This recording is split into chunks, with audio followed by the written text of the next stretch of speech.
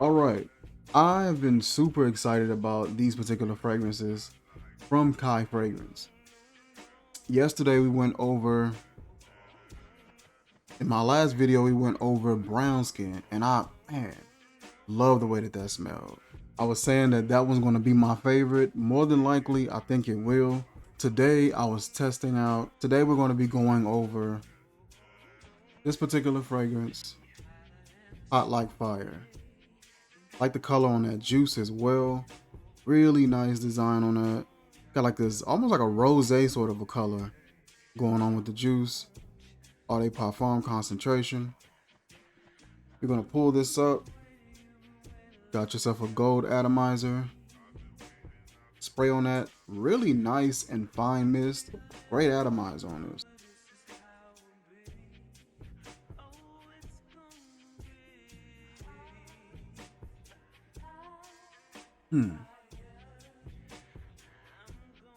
I love the way that this smells.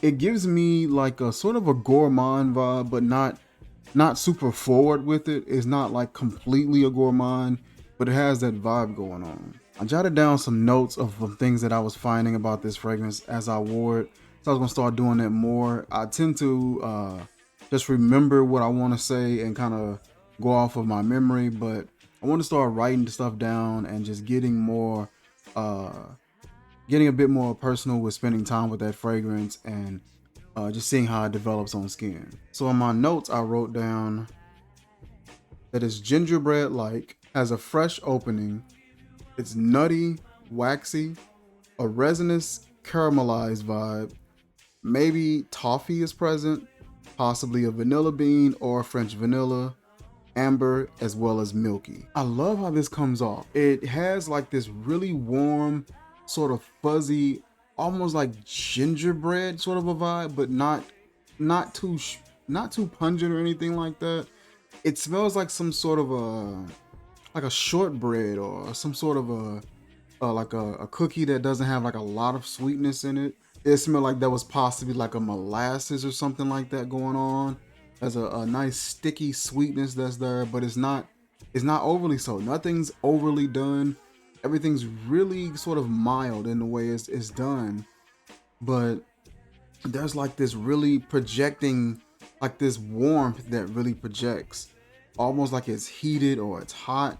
So Hot Like Fire is a good name because it does have like this projecting warmth or heat almost. It reminds you of like that same heat, like if you were baking cookies or something like that, or baking something in the oven and you pull it out and you're baking something sweet, so that sweetness, that sort of sugar being heated up, and then that heat from that oven hits you. That's what it reminds you of.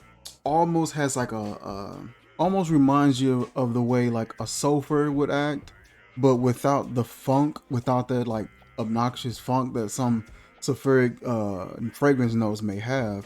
It kind of gives you that vibe. When you spray this, immediately there's like a fresh and sparkly sort of opening. And that's why I thought it was ginger, because it didn't seem citrus enough. It didn't seem like a bergamot, but it did seem like it had like this sparkly, fresh, slightly spice going on. So I thought maybe ginger. As it dries down, it becomes a bit more nuttier, and there's like a slight waxy component that comes up a little bit as well. It begins to cool down, it's not as warm anymore, and the sweetness tones down as well. But that resinous sort of nutty waxiness, and it still has a little bit of sweetness there.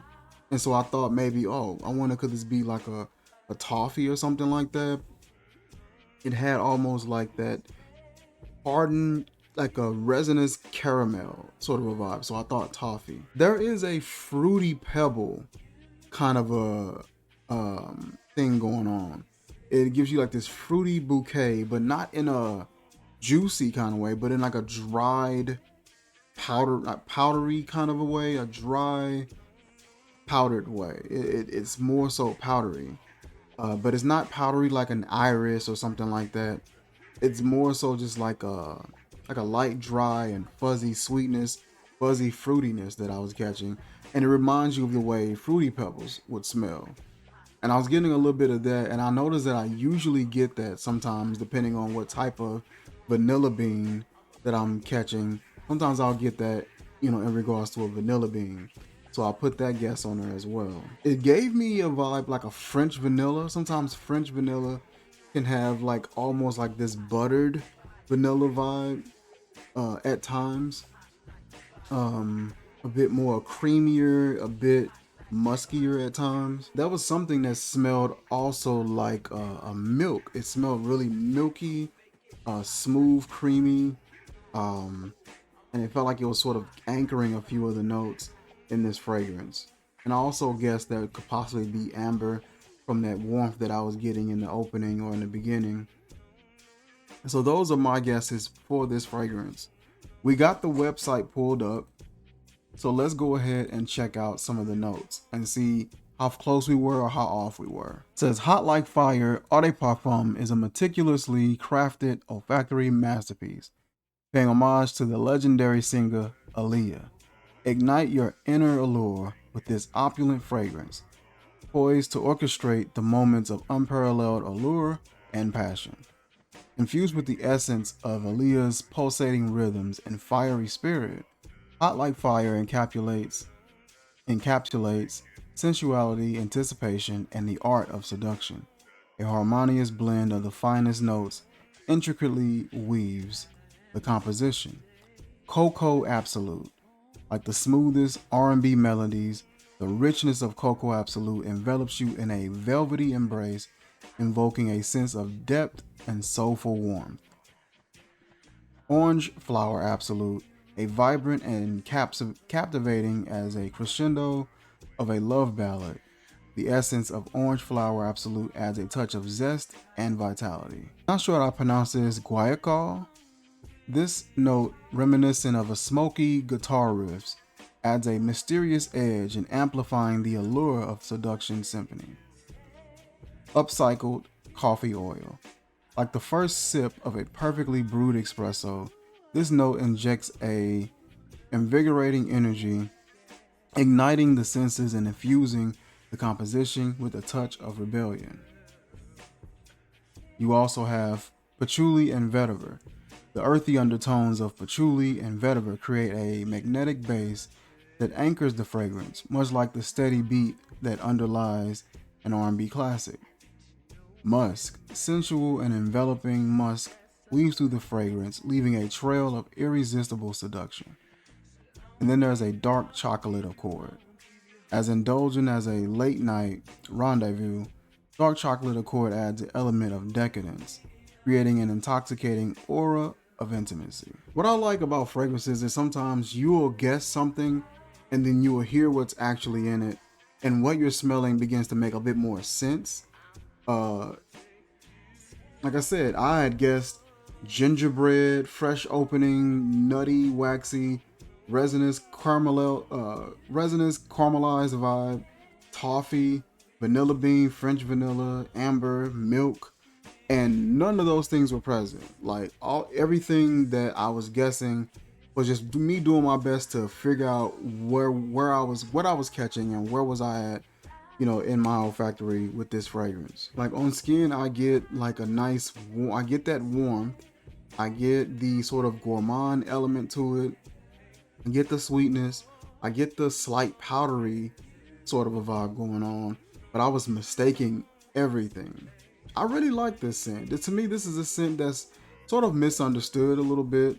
I had this with me when I was out and about today, and I was testing it out on a few young ladies that I was coming across. And on their skin, it smells different. It smells pretty good. That freshness in that opening kind of stayed around a bit longer on their skin. On my skin, it dissipates like nearly instantly. But a lot of them, they didn't care for it. And that's to be expected. Sometimes you will run across people who just simply don't understand the breakdown of a fragrance and just how good a fragrance actually is, because they're so used to certain types of fragrances, mainstream fragrances. So when you get something like this, it may come off-putting to somebody who's a non-enthusiast.